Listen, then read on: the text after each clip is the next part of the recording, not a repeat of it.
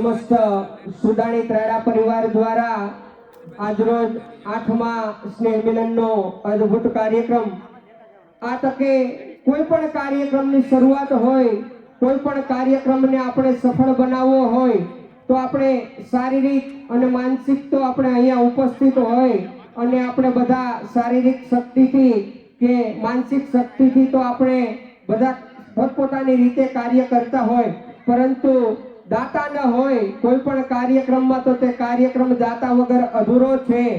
તો દાતાની દિલાવરી કેવી હોય કે દાતાની દિલાવરી જુઓ છૂટે હાથે કરે દાન દાતા થકી હર કાજમાં ફૂંકાય છે ભાઈ પ્રાણ દાતા વિણ ધર્મ સુણો દાતા વિણ ઘર ગામ દાતા વિણ આ જગે કોઈ ના થઈ શકે શુભ કામ। માટે આપણા પરિવારના સ્નેહ મિલનના કાર્યક્રમમાં જે કોઈ દાતાશ્રીઓએ યથાશક્તિ યથા ભક્તિ જે દાન લખાવેલ છે તે તમામનો પણ ખૂબ ખૂબ આભાર।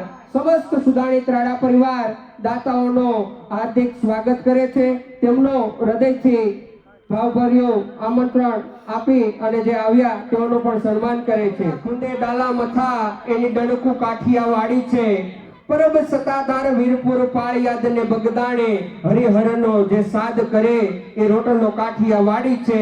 સંત સુરા ને દાતાર વળી સુદામાને કેમ ભૂલાય મરી જવું પણ માંગવું નહીં એ ટેક કાઠિયાવાડી છે। ન ખાવાનું ખાવા માંગ્યું હતું મહેમાન મહાભારાડી છે ખાંડણીએ ખંડાણો સાહેબેનો બાપ કાઠિયાવાડી છે। ખાંભીએ ખાંભીએ સિંદુરીઓએ રંગ રંગ કાઠિયાવાડી છે રા રાખીને દીધો દીકરો એ જંગ કાઠિયાવાડી છે।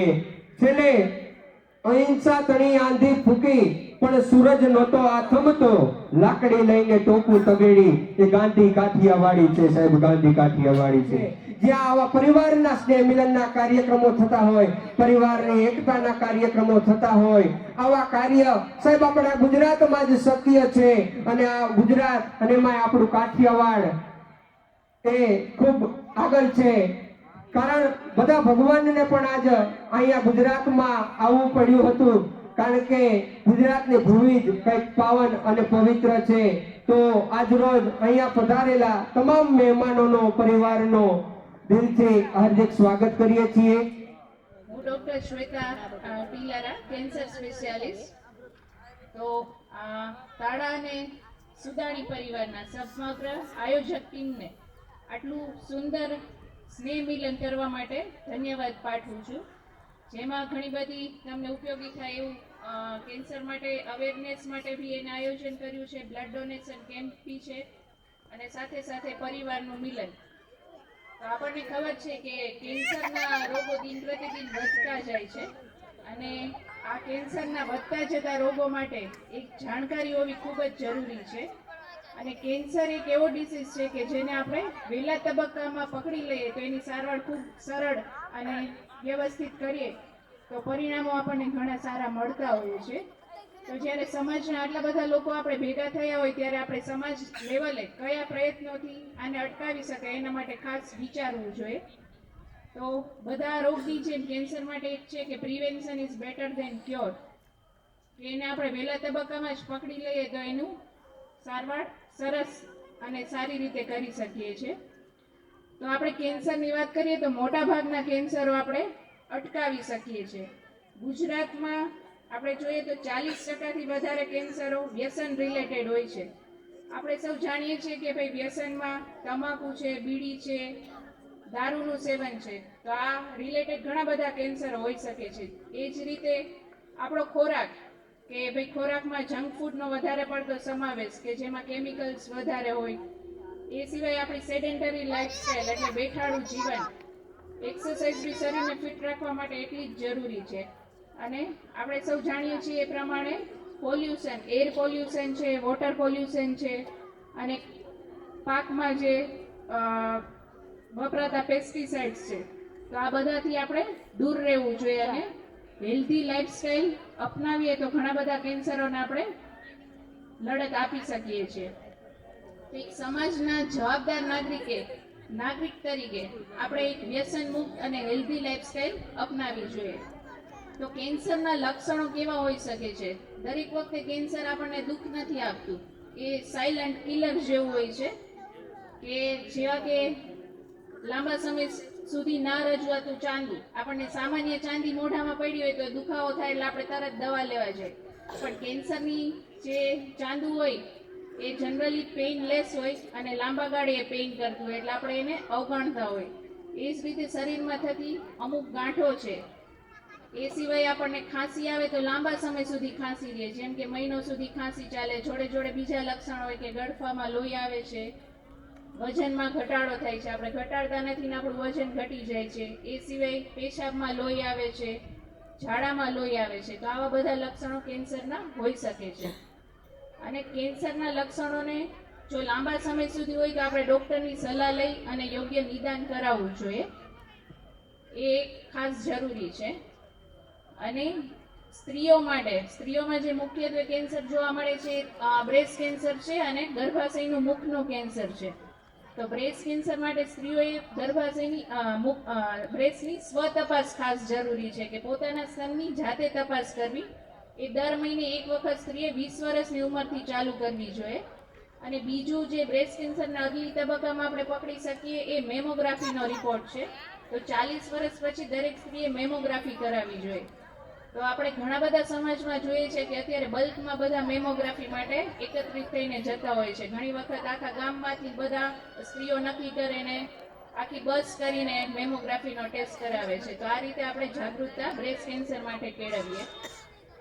ગર્ભાશયનું જે મુખનું કેન્સર છે એના માટે આપણે બે વસ્તુ કરી શકીએ. એક તો બાળકીઓને રસી મુકાવી શકીએ. 9 થી 14 વર્ષની ઉંમરથી આપણે રસી મુકાવી શકીએ છીએ. અને આઈડિયલી બિફોર મેરેજ ગમે ત્યારે બાળકીઓ રસી લઈ શકે છે. અને જેમની રસી લેવાની ઉંમર જતી રહી છે એ લોકો પેપ્સમિયર કરીને ટેસ્ટ આવે એ રેગ્યુલર કરાવે તો આપણે ગર્ભાશયનું કેન્સર વહેલા તબક્કામાં પકડી શકીએ છીએ. તો આપણે સૌ જાણીએ છીએ કે કેન્સર માટે એક આપણે એને અર્લી તબક્કામાં પકડવા માટે એક નિર્ણય ખાસ જરૂરી છે. જેમ કે આપણે એક વ્યસન મુક્તિ કરી લઈએ તો ઘણા બધા કેન્સરથી બચી જઈએ. વ્યસન મુક્તિ કરવાનો નિર્ણય કોઈ ખર્ચાળ નથી, ખાલી એક દ્રઢ નિર્ણય તમારે કરવાનો છે કે ભાઈ વ્યસન નહીં કરીએ. એની સામે તમે જોવા જાવ તો કેન્સર આવે તો એની સારવાર દર્દી માટે બી એટલી પીડાલાયક હોય છે અને એની સાથે જોડાયેલો પરિવાર બી એટલો હેરાન થતો હોય છે. એ જ રીતે સ્ત્રીઓ મેમોગ્રાફી કરાવવાનો નિર્ણય લઈએ, બાળકીઓને રસી મુકાવવાનો નિર્ણય લઈએ તો ઘણા બધા કેન્સરથી આપણે સૌરાષ્ટ્રમાં આપણે મુખ્યત્વે જે કેન્સર જોઈએ છીએ એ મોઢાનું કેન્સર છે. આ સ્ત્રીઓમાં ગર્ભાશયના મુખનું કેન્સર થાય કે બ્રેસ્ટ કેન્સર થાય એ જનરલી આપણે જોતા હોઈએ છીએ. અને આ કેન્સરના ભાગરૂપે આપણા સમાજના એક દીર્ઘદ્રષ્ટા શ્રી નરેશભાઈ પટેલ દ્વારા જે ખોડલધામ કેન્સર હોસ્પિટલ અને રિસર્ચ સેન્ટર જે શરૂ થઈ રહ્યું છે તો એનો મુખ્ય હેતુ એ જ છે કે કેન્સરને અટકાવીએ અને સરળ અને જો કેન્સર આવે તો એની સારવાર આપણે સરળ, યોગ્ય અને અદ્યતન રીતે કરીએ. તો આજે જે સમાજના જે તાળા પરિવાર અને સુદાણી પરિવારના અગ્રણીઓને આપણે મારી નમ્ર વિનંતી છે કે બધાને એક વ્યસન મુક્તિ માટેનો નિર્ણય લેવડાવે, જેથી કરીને આપણે આવતા વર્ષે એક સ્વસ્થ અને શક્તિશાળી પરિવાર સાથે મળીએ. કેમ કે તંદુરસ્તી જ એ મુખ્ય ચાવી છે જીવવાની. અને આ સ્નેહ મિલનમાં મને બોલવાનો મોકો મળ્યો એના માટે તમને અભિવાદન પાઠવું છું.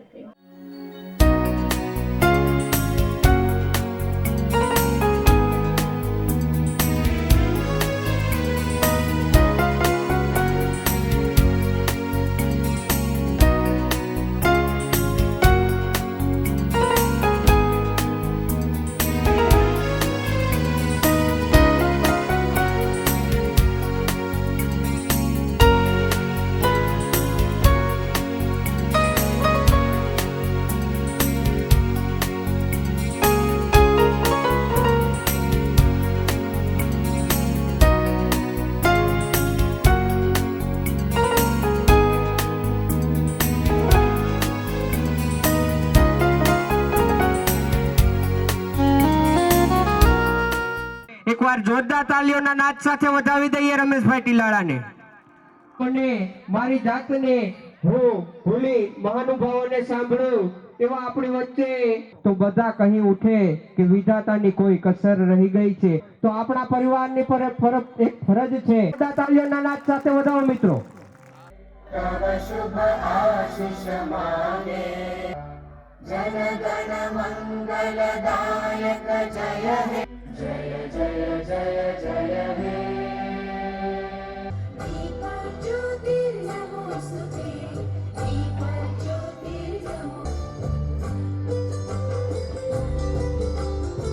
તાલીઓના નાદ આપણે ચાલુ રાખીશું.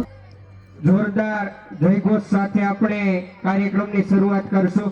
બોલ ખોડલ માતની કે કોયલ ને કુંજ વિના ન ચાલે હાર્દિક સ્વાગત કરે છે. અનેક કાર્યક્રમો આપણે આજરોજ સાર્થક કરવાના છે. ધારાસભ્ય શ્રી રમેશભાઈ તિલાણાનું પુષ્પગુચ્છ આપીને સન્માન કરશે. સન્માન આપીએ તેવી આપણી પણ ફરજ બને છે. અહીંયા આપણી વચ્ચે ડોક્ટર ભાવિકભાઈ વસોયા જેઓ સ્ટેજ ઉપર આવશે, તેનું સન્માન શ્રી નરેશભાઈ ત્રાડા કરશે. જોતા તાલીઓના નાદ સાથે વધાવો મિત્રો. તો આવો તૃપ્તિબેન ત્રાડા, ખૂબ અદ્ભુત ક્ષણ આ ત્રાડા પરિવારને આંગણે મહેમાનોનું સન્માન થતું હોય ત્યારે આપણે પણ ફરજ બને છે કે મહેમાનના સન્માનમાં આપણે ક્યાંય કચાશ ન રાખીએ. જોરદાર તાલીઓથી વધાવો મિત્રો.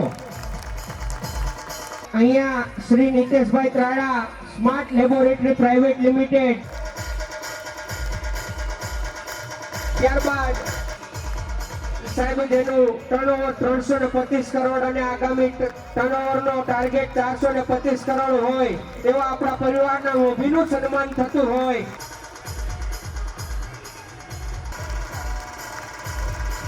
ત્યારબાદ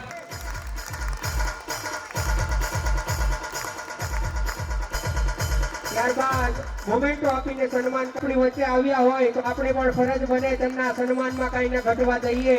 જોરદાર તાલીઓથી વધાવો મિત્રો.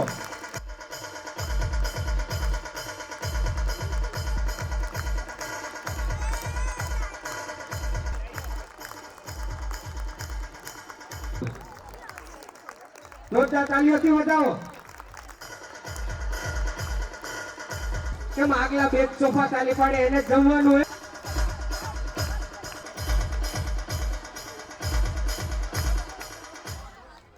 વ્યસ્ત શિડ્યુલમાંથી સમય કાઢી અને આપણા સ્ટેજ ઉપર અને સ્ટેજ નીચે બેસવું હોય તે બેસે અહીં, ને પછી છાતીમાં દુખ્યું હોય તે પોતાને પૂછ્યું હોય તે બેસે અહીં.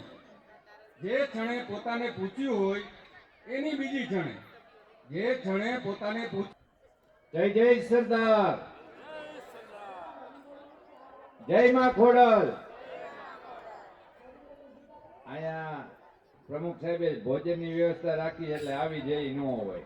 બે હાથ ઊંચા કરીને બોલાવો. આપણી જે ખોડલમાંની જય હોય ને આવી ધીમી જય હોય અને એમાંય બે પરિવાર ભેરા. જય જય માં ખોડલ.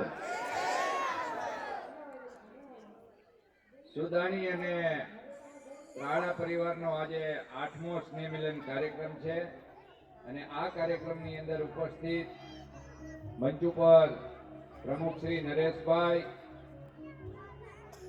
નગીનભાઈ, કલ્પેશભાઈ સુદાણી, વિપુલભાઈ તાડા, અશ્વિનભાઈ તાડા, કેતનભાઈ તાડા, રાકેશભાઈ, આશીષભાઈ, જીતુભાઈ અને હમણાં આપણે સ્માર્ટ લેબોરેટરી વાળા નીતેશભાઈ અને મંચ ઉપર ઉપસ્થિત સૌ ભાઈઓ અને મોટી સંખ્યામાં માતાઓ, બહેનો અને ભાઈઓ. આજે 8મું સ્નેહ મિલનનો કાર્યક્રમ છે અને બ્લડ ડોનેશન કેમ્પ અને મેડિકલ કેમ્પ પણ છે. એટલે આજે જે લોકોએ અહીંયા બ્લડ આપ્યું છે એને હું ખૂબ ખૂબ અભિનંદન આપું છું. કારણ કે બ્લડ એક એવી વસ્તુ છે, કુદરતી દેન છે કે એ આપણે આજ સુધી હજી વૈજ્ઞાનિકો પણ બનાવી નથી શક્યા અને આપણા બ્લડથી કોઈની જો જિંદગી આપણે બચાવી શકતા હોય તો એ અભિનંદનને પાત્ર છે. બીજું કે આજે આયોજકો જે કાંઈ આટલી મહેનત કરતા હોય આપણા પરિવાર માટે, આપણા સમાજ માટે, તો આયોજકોને પણ આપણે અભિનંદન આપવા જોઈએ. અને સાથે સાથે તમને મારે વિનંતી પણ કરવાની છે કે જે લોકો આયોજન કરે છે આપણા પરિવાર માટે, તો એને આપણે સમયસર આવી અને વધુ વધુ લોકો અહીંયા હાજરી આ કાર્યક્રમમાં, તો એમનો ઉત્સાહ વધે, તો એમાં તમારે બધાએ સહકાર આપવો જોઈએ એવું હું આપ સૌને વિનંતી કરું છું.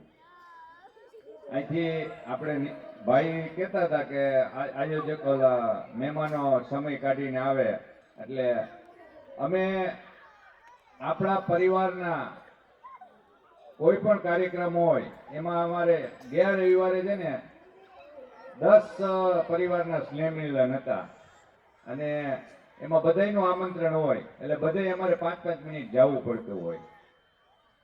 ગઈકાલે હું અને જયેશભાઈ રાદડિયા એક મૌયા પરિવારનું સ્નેહ મિલન હતું, પરિવાર ગામનું, બધા અટકથી ચાલતા હોય પરિવાર એમાં રહેતા હોય. એ દિલ્હીથી નાથદ્વારા આવ્યા, નાથદ્વારાથી રાજકોટ આવ્યા ને આવા 6 વાગે આવો કાર્યક્રમ હતો. હું સવારે વહેલો 5 વાગે આણંદ ગયો એક કાર્યક્રમમાં અને સાંજે 6 વાગે રાજકોટ આવ્યો અને આવીને 4 કાર્યક્રમો એટેન્ડ કર્યા. એટલે મારો આ કહેવાનો ભાવથી છે કે સામાજિક અને સમાજના લોકો અને અમે રાજકીય લોકો સમાજ માટે અમારો ઘણો સમય અમે આપતા હોય, ત્યારે આ જે કઈ આયોજકો આવું આયોજન કરે અને એમાં આપણે સમયસર ન આવી અને એને સાથ સહકાર ન આપી, એ તો વ્યાજબી ન કહેવાય. એટલે મારી તમને ફરીથી વિનંતી છે કે આમાં જેટલી ખુરશીઓ ખાલી પડી ને એ કઈ આવતા વર્ષે ખાલી ન રહેવી જોઈએ. એમ જેટલા બેઠા એ 2-5 વધારે લઈ આવે, આવી હું તમને વિનંતી કરું છું. આપ સૌ જાણો છો એમ અત્યારે આ ઝડપી જમાનો છે, ફાસ્ટ ખૂબ જમાનો છે, ત્યારે મારે તમારી વચ્ચે 1-2 વાત પણ મેળવી છે. એક તો અત્યારે સોશિયલ મીડિયાનો જમાનો ખૂબ છે અને સોશિયલ મીડિયામાં સાચા અને ખોટા 2 સમાચાર આવતા હોય અને આ સમાચારમાં બધા સમાચાર સાચા પણ નથી હોતા. ત્યારે તમને મારે ખાસ વિનંતી કરવી છે કે આપણા દીકરા દીકરીઓ નાની ઉંમરના હોય ત્યારે સોશિયલ મીડિયાના માધ્યમથી એને ઘણીવાર ફસાવવામાં પણ આવતા હોય છે. તો આપણે ન ફસાય અને આપણે દીકરા દીકરીઓને માર્ગદર્શન આપીએ અને એવો પ્રેમ આપીએ કે એ આપણને નાનામાં નાની વાત પણ આપણી સુધી રજૂ કરી શકે અને મેલી શકે અને આપણે એને સાચું માર્ગદર્શન આપી. એવી જ રીતે સોશિયલ મીડિયાના માધ્યમથી અત્યારે બેંક એકાઉન્ટ અને પૈસા પણ ક્રાઇમ પણ થાય છે એમાં, એટલે બેંકના એકાઉન્ટમાંથી ટ્રાન્સફર થઈ જાય પૈસા. આવા પણ ખૂબ મોટા બનાવો બને છે, મોટી મોટી રકમોનો. એ બાબતમાં પણ આપણે આપણી ઉપર કોઈનો ફોન આવે બીજી ત્રીજી રીતે તો આપણા આધાર પુરાવા નહીં આપવા, એવી હું પણ આપને ખાસ વિનંતી કરું છું. સાથે સાથે જેટલી જાગૃતતા આપણી હશે ને એટલે આપણે બચશું. એમાં પછી આરોગ્યની હોય કે સામાજિક હોય, આરોગ્યની બાબતની પણ આપણે અત્યારે ખૂબ કાળજી લેવી પડે એવું છે. આપણા ડોક્ટર આપણે જ બનવું પડશે. એમાં ખાસ કરીને મારે તમને એ પણ વિનંતી કરવી છે કે ન ખાવાનું ખાવું અને ન પીવાનું પીવું એ પણ આપણે બધાએ ધ્યાન રાખવું પડશે. કારણ કે આરોગ્ય વસ્તુ આપણે જો કાળજી નહીં રાખી તો અત્યારે આ સમયની અંદર ખૂબ મોટી મુશ્કેલીઓ પણ થતી હોય. અને એવી જ રીતે આપણે વ્યસન ને ફેશન એમાં પણ આપણે ધ્યાન રાખવું પડશે. આ પણ બાબત એક ધ્યાનમાં લેવા જેવી છે. અને સાથે સાથે આપણે ખોડલધામના માધ્યમથી એકઠા થયા એવી જ રીતે આપણે આ પરિવારના સ્નેહ મિલનમાં એકઠા થાય. આપણે ભેરા થાય ને, જે કહેવત છે ને કે જેના અન્ન ભેરા એના મન ભેરા, એ આપણા વડીલોની કહેવત છે ને સાચી છે. એટલે વર્ષમાં એકવાર આપણે મળવું પણ જોઈએ અને સંગઠનથી ઘણા ફાયદા પણ થતા હોય છે. આમ સામાન્ય ફાયદા તમને કહું તો તમને ધ્યાનમાં પણ આવી જશે કે આપણે મળીએ એટલે આપણે કઈ ભાઈઓ છે એમને ધંધાની વેપાર ધંધાની વાત કરે, બહેનો છે દીકરા દીકરીઓને પ્રસંગોની વાતો કરે, એટલે એનાથી એકબીજાના ઓળખાણ થાય, પ્રસંગોનો વાત થાય અને વ્યવહારિક પ્રશ્ન પણ આપણા આનાથી ઉકેલાતા હોય છે. એટલે વર્ષમાં એકવાર મળવું એ પણ આપણા માટે જરૂરી છે. અને મેં કીધું એમ અત્યારે ખૂબ દેખાદેખીનો સમય પણ ચાલી રહ્યો છે, ત્યારે એમાં જેને સગવડતા છે એ લાખો કરોડો રૂપિયા વાપરે એનો આપણને વાંધો નથી. પૈસા હોય એ વાપરે ને વાપરવા જોઈએ તો માર્કેટમાં આવે ને રોટેશનમાં આવે ને બીજાને પણ એમાં ફાયદો થાય. પણ આપણે બીજાનું જોઈ અને આપણે ખોટો ખર્ચ પણ ન કરવો જોઈએ, ખાસ કરીને લગ્નમાં. અને ખોડલધામે હમણાં એક વૈદિક વિવાહની લગ્નની શરૂઆત કરી છે. આપણા ધાર્મિક વિધિ બધી કરે એમાં, પણ એમાં ખોટા ખર્ચા ન કરવાની એની એક મર્યાદા નક્કી કરેલી છે કે આટલા લોકો આવે પછી ફટાકડા ન ફોડવા, ઢોલ ન વગાડવા. અને 12 મહિને ત્યાં નોંધણી પણ થાય છે અને એ ચાલુ હોય.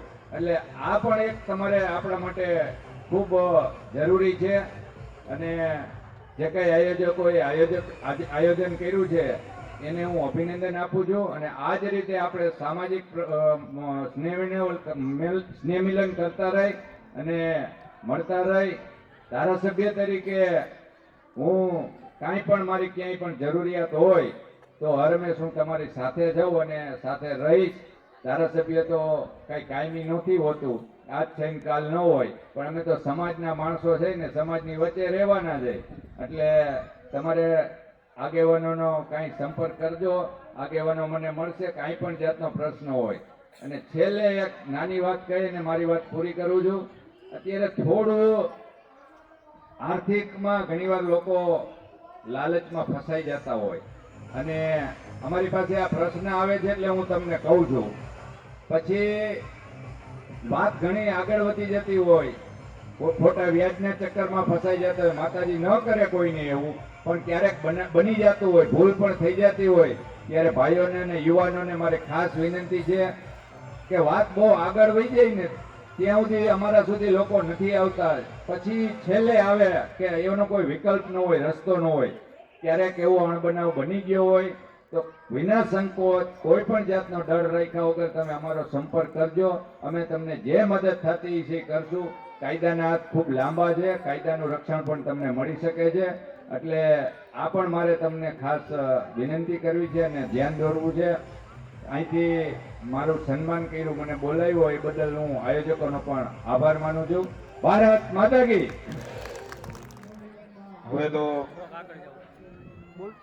કોઈ પણ પ્રકારની ફોર્માલિટી કર્યા વગર જે પર્પઝ અને જે હેતુસર મને અહીંયા બોલાવવામાં આવ્યો છે, સીધો એ વિષય ઉપર જ હું આગળ વધીશ. આમતોર પર વ્યવસાયિક સ્પીચ તો મેં થોકબંધ આપી છે, પણ આજે મારું પારિવારિક પ્રવચન પ્રથમ છે અને એ પરિવારની વચ્ચે છે. એટલે કંઈ પણ આગળ પાછળ હોય તો થોડું એડજસ્ટ કરી લેજો. તારા પરિવાર અને પરિવારની પરિભાષા શું છે? પરિવારની પરિભાષા મારા હિસાબે એમ હું કહીશ કે જીતવા માટે પૂરી દુનિયા છે. શું? જીતવા માટે પૂરી દુનિયા છે, પણ હારવા માટેનો કોઈ એક ખૂણો હોય ને તો એ આ પરિવાર છે. શું કામે ફ્રેન્ડ્સ જીતવા માટે પૂરી દુનિયા છે? વાત કરીએ આપણા સ્કૂલિંગ સમયની કે જ્યારે આપણે ભણતા હતા, શું આપણી ખ્વાહિશ હોઈ શકે? ક્લાસમાં પ્રથમ નંબર પ્રાપ્ત કરવો. અને ત્યારે જ આવે જ્યારે ક્લાસના બીજા વિદ્યાર્થીઓને આપણે પાછળ મૂકીએ. એટલે કંઈક ને કંઈક એ ક્લાસરૂમ વચ્ચે જીતવાની વાત છે. વાત હોય એક ગામના સરપંચ બનવાની, તો ગામના બીજા સામે જે કોઈ પણ હરીફ વ્યક્તિ છે એને હરાવીને આપણે ગામના સરપંચ બની શકતા હોય તો એ ગામની વચ્ચે પણ જીતવાની વાત છે. આજે આપણે કોઈ પણ ટ્રેડ અને ઇન્ડસ્ટ્રીની અંદર વ્યવસાય કરતા હોય અને ટ્રેડ અને ઇન્ડસ્ટ્રીની અંદર જ્યારે આપણે એક લીડરશિપ નિભાવવી હોય, અગ્રેસર આગળ જવું હોય, તો માર્કેટની અંદર રહેલી કોઈ પણ અલગ અલગ કંપનીઓ કે અધર વેપારીઓની વચ્ચેથી આપણે આગળ નીકળવાની વાત હોય છે. એ બરાબર છે, આમ જ હોવું જોઈએ. આ દુનિયાની સામે આપણે જીતવાનું છે, પણ જ્યારે વાત એક પરિવારની આવે ને ત્યારે આ વિચારધારા, આ ફિલોસોફી હારવાની બની જવી જોઈએ. શું કામ એ પરિવારની વચ્ચે ભાવના એક હારવાની થઈ જવી જોઈએ? એટલા માટે થઈ જવી જોઈએ, પરિવાર એવા લોકોનો સમૂહ કે જે આપણા લાસ્ટ બ્રીથ સુધી આપણી સાથે હોય છે. જ્યારે વાત પરિવારની આવે તો પરિવારની વાતમાં વચ્ચે કોઈ પણ વ્યક્તિનો ઈગો ન હોવો જોઈએ. જ્યારે વાત પરિવારની હોય એક ઇક્વિલિટી યાને કે સમાનતાનો ભાવ હોવો જોઈએ. જ્યારે વાત પરિવારની હોય એક સમર્પણની ભાવના દેખાવી જોઈએ, સેક્રિફાઈસ નો ભાવ દેખાવો જોઈએ, કોમ્પ્રોમાઇઝિંગ નેચર હોવો જોઈએ. આપણે પરિવારના એક સર્વોચ્ચ ઉંમરમાં આપણે મોટા છીએ, નાના છીએ, એના વર્તારા વગર પણ કંઈક નમતું મૂકવાનો ભાવ હોવો જોઈએ. શું કામ એ પરિવાર માટે આટલું બધું સમર્પણ આપવાનું? શું કારણ? એક સામાન્ય ઉદાહરણ તમારી સામે મૂકું. યસ, આપણે આ દુનિયાને જીતવા નીકળ્યા છીએ, પણ જ્યારે કોઈ પણ મોમેન્ટ ઉપર આ દુનિયાથી આપણે હારતા હોઈએ ને, તો જીલવા માટેનો કોઈ એક ખૂણો હોય ને, તો એ પરિવાર છે. આ લોકો આપણે જીલી લેતા હોય. આજે આપણે શારીરિક સ્વસ્થ છીએ એટલો બહુ ફરક નથી પડતો પરિવારની વચ્ચે છીએ કે નથી. પણ જ્યારે આ એક તંદુરસ્ત શરીર કોઈ પણ બીમારીનો સામનો કરી રહેતું હોય અને અઠું આ મજબૂત શરીર જ્યારે કોઈ પથારી વશ હોય ને, ત્યારે પથારીનો પાયો પકડીને બેઠનારો કોઈ વ્યક્તિ હોય ને, તો એ પરિવાર જ હોય છે. ઘણી બધી વખત આપણે ભૂલી જતા હોય છે આપણા કેરિયરના મસ્તમાં, ભાઈબંધ દોસ્તોની ટોળકીમાં, અને ભાઈબંધ દોસ્તો અને ધંધાને ખૂબ જ વધારે આપણે પ્રાયોરિટી અને અગ્રમતા આપતા હોઈએ છીએ, અને પરિવારને આપણે અવગણના કરી દેતા હોઈએ છીએ, એમને ઇગ્નોર કરતા હોઈએ છીએ. આ તકે મારા પરિવારના બધા સભ્યોને કહેવાનું કે પરિવાર તમારા માટે પ્રાયોરિટી હોવી જોઈએ, અગ્રિમતા હોવી જોઈએ. તમે વિચાર કરો, જ્યારે આપણે કોઈ પથારી ઉપર હોસ્પિટલની અંદર 15 દિવસ 20 દિવસ આપણે એડમિટ હોય, તો એ હોસ્પિટલના ખાટલે કોણ શોભ છે? તમારા મિત્રો 50 હોઈ શકે, પણ એ 50 માનો એક પણ વ્યક્તિ એ ખાટલો પકડીને બેઠેલો નથી હોતો. એ ખાટલે પરિવારના જ સભ્ય હોય છે. એ હોસ્પિટલ ટિફિન પહોંચાડવાની વાત હોય, બની શકે કે 2 દિવસ મિત્ર, ભાઈબંધ, તમારું ધંધાકીય ગ્રુપ હોય, એ લોકો પહોંચાડી દેશે 2 દિવસ ટિફિન, પણ જ્યારે વાત હશે 32 દિવસ ટિફિન પહોંચાડવાની, તો એ પરિવારના સભ્યો જ પહોંચાડવાનું કામ કરતા હોય છે. તો આ પરિવારની અંદર જ્યારે કોઈ પણ વાત વિમર્શ, ચર્ચા, નિર્ણય, વાદ વિવાદ, કોઈ પણ સ્થિતિની અંદર જ્યારે એક પરિવારના વ્યક્તિ તરીકે આપણે આપણું પોતાનું સ્ટેન્ડ લેવાનું હોય, તો આપણો ભાવ કંઈક પરિવારની સામે નમતું મૂકવાનો હોવો જોઈએ, સમર્પણ અને સેક્રિફાઈસનો ભાવ હોવો જોઈએ. કોઈ એક નિર્ણય આપણી પત્ની તરીકે કોઈ પત્ની લે તો પણ ઓકે, અને ઘરના મોભી તરીકે પુરુષ લે તો પણ ઓકે. આજે તમે જુઓ તો ખરા, દુનિયાની અંદર કોઈ પણ વસ્તુને ઉપલબ્ધિ અને તમે એચીવ કરશો ને, કેટલા બધા આગળ નીકળી જાઓ, તમને સર કહેવા વાળા હજારો લોકો મળશે, બોસ અને સાહેબ કહેવા વાળા હજારો લોકો મળશે, પણ તું તુકારે કહેવા વાળો કોઈ એક વ્યક્તિ જોતો હશે ને, તો એ પરિવારનો વ્યક્તિત્વ તુકારે કહી શકશે. આજે ફ્રેન્ડ્સ, આ પરિવાર કે જ્યાં આપણે નાનેથી લઈ અને લગાતાર આપણે ઉછળતા અને આગળ વધતા જતા હોય છે, અને આ એક પરિવારની વચ્ચે આપણે કઈ રીતે રહેવું જોઈએ, અને એની વાત કરીએ તો હું એટલું કહીશ કે આગલી સાંજે એક પરિવારની અંદર કોઈ પણ ડિબેટ, વાત વિમર્શમાં કોઈ તકરાર જેવી નાની મોટી મેટર પણ બની હોય ને, તો એ પરિવારની વચ્ચે એક તો નમતું મૂકવાનો જ આપણો ભાવ હોવો જોઈએ, અને બીજા દિવસથી ઉગતી સૂરજ એક ફ્રેશ દિવસ તરીકે સ્વીકાર કરી, અને પત્ની એના પુરુષનું મોઢું પહેલી વખત જોવે તો પત્ની એક આવકાર આપશે, અને જો પ્રથમ નજર ઉઠતા પતિની પત્ની પર પડી જાય તો એ પુરુષે પ્રથમ આવકાર પત્નીને આપવો જોઈએ અને એક નવા દિવસની શરૂઆત કરવી જોઈએ. બની શકે આપણા પરિવારની રીતભાત મુજબ જય શ્રી કૃષ્ણથી તમે દિનની શરૂઆત કરતા હોય, જય યોગેશ્વરથી શરૂઆત કરતા હોય કે ગુડ મોર્નિંગથી કરતા હોય, પણ ભાવ એવો જ હોવો જોઈએ કે નવી સુરત છે, નવો દિવસ છે, તો એની શરૂઆત એક આવકારથી થવી જોઈએ. ફ્રેન્ડ્સ, સંબંધ શું છે? રિલેશનશિપ શું છે? રિલેશનશિપ મતલબ કન્વર્જેશન, સંબંધ મતલબ સંવાદ. આજે રિશ્તા જળવાઈ રહેશે કઈ રીતે? પરિવાર એક અકબંધ પરિવાર બની રહેશે કઈ રીતે? સંવાદોથી, કોમ્યુનિકેશનથી, વાર્તાલાપથી પરિવાર અકબંધ રહેશે. હું એટલું એક બધાને કહેવા માંગીશ, કોઈ પણ પ્રકારની સિચ્યુએશનની અંદર, કોઈ પણ અણબનાવમાં, કોઈ પણ વાદ વિવાદની વચ્ચે પણ જે કોઈ પણ આપણા પરિવારના સભ્યો છે એમની સાથે સંવાદ ચાલુ રાખવો જોઈએ. ભલે તમે તમારો પક્ષ અલગ રીતે લઈ શકો છો કે આ મારું હતું, આ તારું હતું. તમારો જે કંઈ પણ મુદ્દો છે એ મુદ્દાને ઉભો રાખો, કોઈ જ પ્રોબ્લેમ નથી. પણ ક્યારેય પણ બોલચાલ, વાર્તાલાપ આપણે બંધ ન કરવો જોઈએ. આ દુનિયાની અંદર કોઈ પણ પ્રોબ્લેમ ગમે તેટલો મોટો હોય ને, તમામ પ્રોબ્લેમનો ઉકેલ એક સંવાદ અને વાર્તાલાપથી આવતો હોય છે. બની શકે કે કોઈ પણ એક સર્કમસ્ટન્સીસ અને સિચ્યુએશનની વચ્ચે બંને વચ્ચેના પક્ષ અને સ્ટેન્ડ અલગ અલગ હોઈ શકે, પણ પરિસ્થિતિ અને સિચ્યુએશન સમયની સાથે બદલાતી જતી હોય છે. અને જો તમે કોઈ પણ વ્યક્તિ સાથે સંવાદમાં હો, વાર્તાલાપમાં હો, તો ગમે તેવો પ્રોબ્લેમ હોય ને, એ પ્રોબ્લેમનું પણ સમાધાન મળી જતું હોય છે. આ રિશ્તા છે શું? સંબંધ છે શું? સંબંધ સંવાદ છે.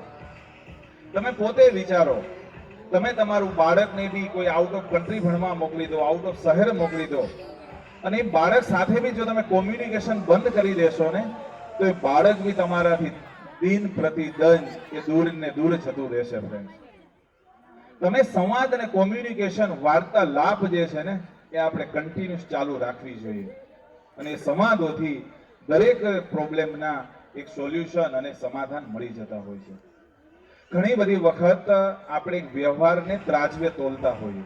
ત્રાજવે એ રીતે કે ના, મોટા ભાઈ ને ભાભી આપણી ઘરે બેસવા નથી આવ્યા, આખું વર્ષ ગયું તો આપણે એમના ઘરે નહીં જશું.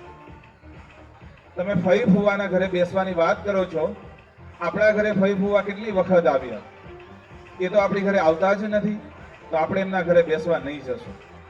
હું એવું કહીશ, સંબંધ અને પરિવારમાં આ રીતે ત્રાજવે આપણે તોલવું ન જોઈએ. એક આદર્શ જીવન કોને કહેવાશે?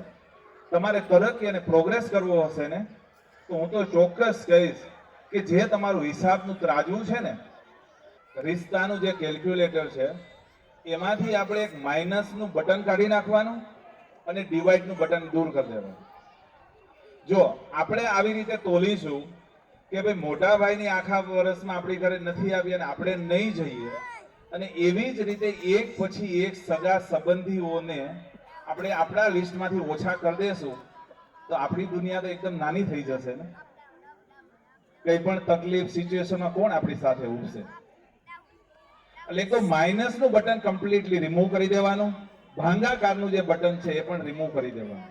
આજે કોઈ પણ સહજ સ્વભાવ છે, અને સામાન્ય સ્થિતિમાં બી તમે જુઓ તો બધા લોકોને સાંભળવું શું ગમે?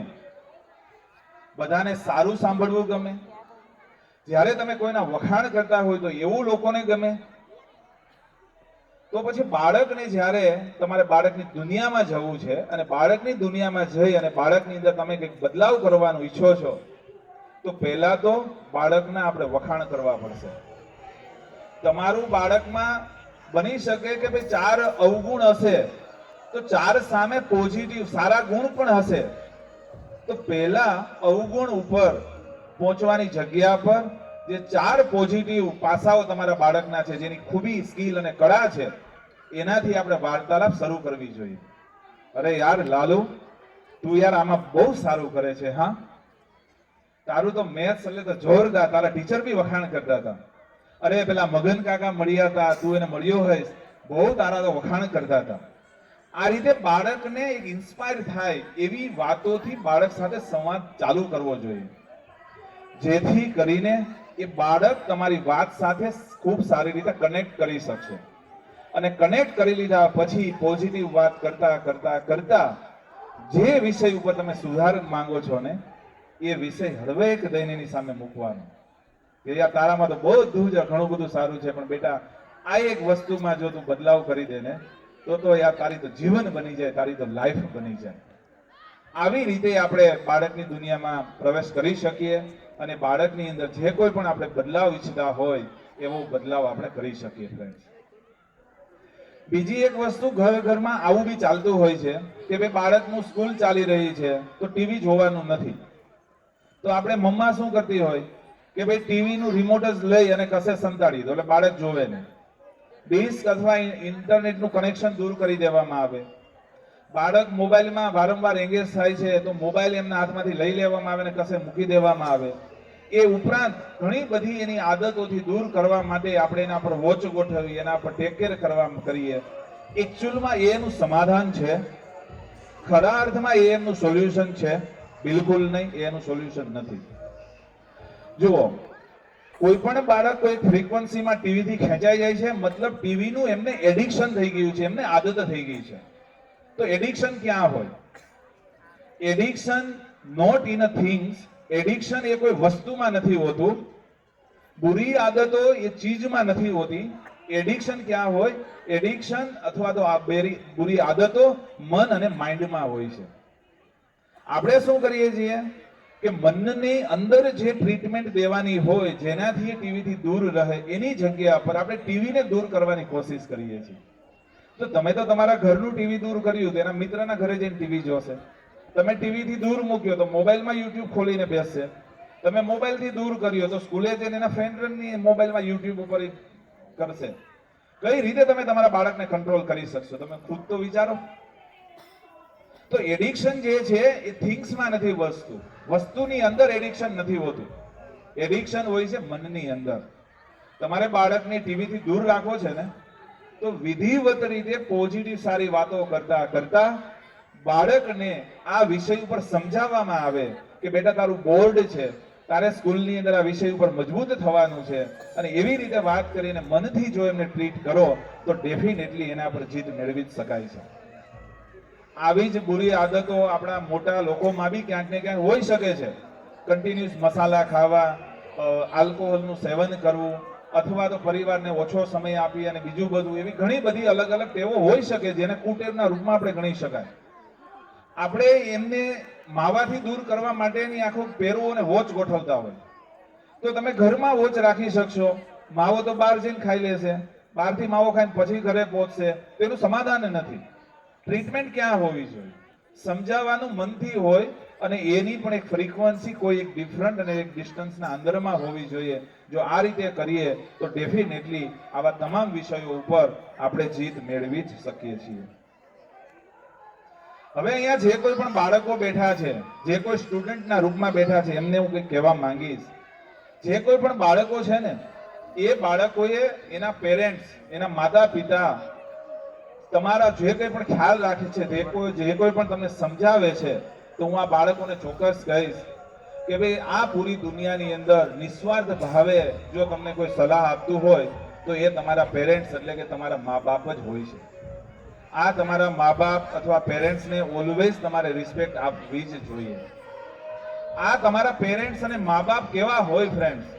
આ તમારા પેરેન્ટ્સ અને મા બાપ એવું કામ કરતા હોય કે આજે એક છોડનો એક બીજને રોપતા હોય, એક છોડને રોપતા હોય, પણ જ્યારે તમારા પેરેન્ટ્સ જ્યારે એક બીજને રોપતા હોય, છોડવો રોપતા હોય, ત્યારે તમારા પેરેન્ટ્સને ખ્યાલ નથી હોતો કે આ છોડ મોટું થઈને જ્યારે ઝાડવું બનશે ત્યારે એ ઝાડવાના છાંયે મને બેસવા મળશે કે નહીં મળશે, એને કશી ખબર નથી હોતી. પણ એમનો ભાવ શું હોય છે કે આજે હું અહીંયા બીજ રોપું, આજે હું અહીંયા એક છોડવું રોપું અને એમાંથી એક ઝાડ થશે ને, તો હું તો બેસી શકું કે ન બેસી શકું કોઈ ફરક નથી પડતો, પણ મારા બાળકોને આ છાંયો મળવો જોઈએ એવા ભાવથી તમારા મા બાપ કામ કરતા હોય છે ફ્રેન્ડ્સ. એટલું ચોક્કસ કહીશ, જે કોઈ બી એક રિસ્પેક્ટેડ પર્સનાલિટી છે તમારી, જેને તમે કંઈક માનો છો, જે તમારા પેરેન્ટ્સના રૂપમાં છે, એવા વડીલો સાથે શાબ્દિક યુદ્ધ પણ ન છેડવું જોઈએ. ઘણી વખત આપણે વાતચીતમાં પણ એક ડિબેટમાં આવી જતા હોય, તો આવા રિસ્પેક્ટેડ પર્સનાલિટીઓ સાથે આપણે શાબ્દિક યુદ્ધ મતલબ શબ્દોથી પણ ડિબેટ અને બબાલમાં ન પડવું જોઈએ. એ જે કંઈ પણ છે તમને સમજાવે છે, તમે સાંભળી લો. બની શકે તમારી દુનિયા કંઈક અલગ હોઈ શકે છે, તો એ તમે એને સાંભળ્યા રાખો, પછી તમારી જે બી દુનિયા હોય એ પ્રમાણે આગળ વધો ને, કોઈ ઇશ્યુ નથી. પણ આ લોકોને એક ઓલવેઝ એક માન અને સન્માન મળે એવું દરેક બાળક, દરેક વિદ્યાર્થીઓએ ધ્યાન પર લેવું જોઈએ. આજે અહીંયા જે કંઈ પણ સ્ટુડન્ટો છે, જે કંઈ પણ વિદ્યાર્થી ગણ અહીંયા છે, એમને હું એક જીવન ચક્ર સમજાવવા માંગીશ. લાઈફ સાયકલ શું હોય. આજે આપણે એક ભારતની અંદર રહીએ છીએ અને ભારતની અંદર નોર્મલ આયુષ્યનો જે ગ્રાફ છે એ છે 70 યર. 70 વર્ષનો લાઈફ સ્પાન આપણા ભારતની ઇન્ડિયન આબાદીનો છે. કોઈ માણસ 70 વર્ષથી વધારે જીવી જાય તો એના માટે બોનસના રૂપમાં આપણે કહીશું, અને કોઈ વ્યક્તિ 70 વર્ષ પહેલા જો આ દુનિયા છોડીને જતું રહે તો એને એક અકસ્માતના રૂપમાં, અનસર્ટેનિટીના રૂપમાં આપણે લઈશું. પણ જે એક નોર્મલ અને એવરેજ આયુષ્ય છે જો અમારા દેશનું, આ ભારતનું, તો એ 70 વર્ષના આયુષ્યને ક્યાંક આપણા લાઈફનું જે સાયકલ આપણે સેટ કરતા હોય એની વચ્ચે આપણે એ 70 વર્ષના અંદાજને ગણતરીમાં લેવો જોઈએ.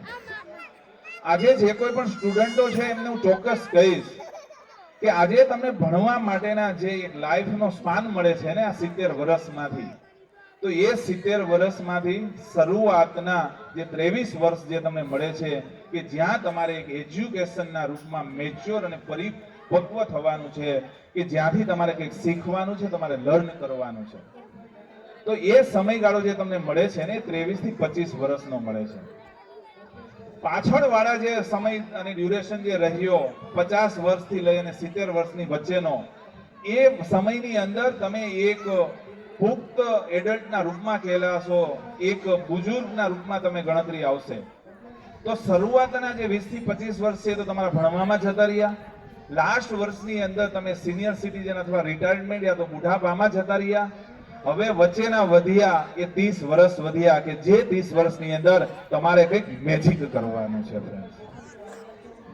હવે વાત કરીએ કે ભાઈ તમારું જે ભણતર છે 23 વર્ષની અંદર તમારું એજ્યુકેશન પતી ગયું, તમે ગ્રેજ્યુએટ બી થઈ ગયા 23 વર્ષ સુધીમાં. એ 23 વર્ષ દરમિયાન જ્યારે તમે સ્કૂલ, કોલેજ અથવા કેમ્પસમાં છો તો તમારે તમારું ડુ બેસ્ટ તમારા ભણતર અને એજ્યુકેશનની અંદર આપવું જોઈએ. એ તમારો પીરિયડ તમને જે મળ્યો છે એ તમારા ફાઉન્ડેશન માટેનો પીરિયડ છે. બાળકો જે પણ અહીંયા સ્ટુડન્ટો છે, આપણા પરિવારના બાળકો, એમને ચોક્કસ કહીશ કે જો એ તમે 25 વર્ષ તમારા એજ્યુકેશનના પીરિયડને ખૂબ સારી રીતે પૂરા ફોકસથી, પૂરા ડેડિકેશન સાથે તમે લર્ન કરી લેશો અને તમારું ફાઉન્ડેશન જો સ્ટ્રોંગ બનાવી લેશો ને, તો એ બનેલું ફાઉન્ડેશન સ્ટ્રોંગ આવનારા પાછળના બીજા જે 50 વર્ષ છે ને એ 50 વર્ષની અંદર કંઈક મેજિક કરવા માટે તમને બહુ જ કામ લાગશે. આજે એક વ્યક્તિ દેખાતો હોય કઈ રીતે ફ્રેન્ડ, જુઓ તો ખરા. કોઈ એક વ્યક્તિનું શરૂઆતના 20 વર્ષમાં બનેલું ફાઉન્ડેશન કે જેનો નિખાર આવનારા 25 વર્ષમાં એનો દેખાતો હોય છે. સરળ ઉદાહરણના રૂપમાં કહીશ, માની લો કે કોઈ એરોપ્લેન શરૂઆતના સમયમાં કોઈ એક ડિગ્રી, કોઈ એક એંગલથી, માની લો કે કોઈ એક એરોપ્લેન આવા એંગલથી આમ ઉડી રહ્યું છે તો એ એટલું બધું ઊંચાઈ ઉપર નહીં જઈ શકશે, તમે સમજી શકો છો. પણ જે સમયે ફાઉન્ડેશન સમયે તમારું ફાઉન્ડેશન મજબૂત થાય અને કદાચ પરફોર્મન્સનું એંગલ થોડું તમારું અપ થઈ જાય અને આ અપ થઈ ગયેલા એંગલથી તમે ઉડાન ભરો તો કેટલી હાઈટ આ દુનિયાની તમે અચીવ કરી શકો છો એ વિચાર કરો. આ દુનિયામાં તમારે કેટલી ઊંચાઈ પ્રાપ્ત કરવી છે ને, એનો કઈક આધાર તમારા ફાઉન્ડેશન સાથે જોડાયેલો છે. તો તમને જે એજ્યુકેશન માટેનો જે સમય મળ્યો છે પૂરેપૂરા ફોકસ સાથે, કોઈ પણ પ્રકારના ડિસ્ટ્રેક્શન વગર એક જ મુદ્દાનો કાર્યક્રમ કે મારે મારું બેસ્ટ ઓફ બેસ્ટ ફાઉન્ડેશન આ સમયની અંદર મારે બનાવવાનું છે. તમારું એજ્યુકેશન પતી ગયા પછી 23 વર્ષથી લઈ અને 30 વર્ષ દરમિયાન તમારે જ્યાં પણ જોબ કરવી છે ત્યાં જોબ કરો. કોઈ ધંધા માટે આગળ વધવું હોય તો ધંધાનો અનુભવ મેળવો. જે કંઈ પણ વસ્તુ છે એ બધી જ વસ્તુઓ 30 વર્ષ સુધીમાં તમારે એચીવ કરી લેવી જોઈએ.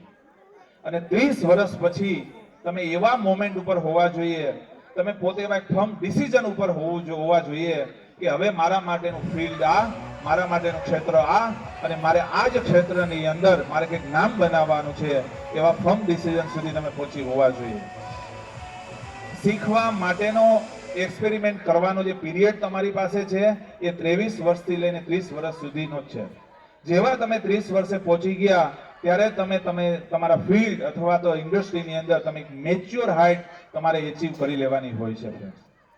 30 વર્ષથી લઈ અને 40 વર્ષ દરમિયાન જે ઇન્ડસ્ટ્રી ઉપર તમે હાથ મૂક્યો, જે ફિલ્ડમાં તમે આગળ વધવાનું મન બનાવ્યું, એ ફિલ્ડને એટલી અવ્વલ ઊંચાઈ ઉપર લઈ જવાનું છે, એટલી રીતે તમારે આગળ વધી જવું જોઈએ કે 40 વર્ષ પછીની ઉંમર એટલે કે જે અમારી ઉંમર થઈ છે એ સમયે તમારો પીરિયડ ચાલુ થઈ જાય. એને કહેવાય રિફ્લેક્શન.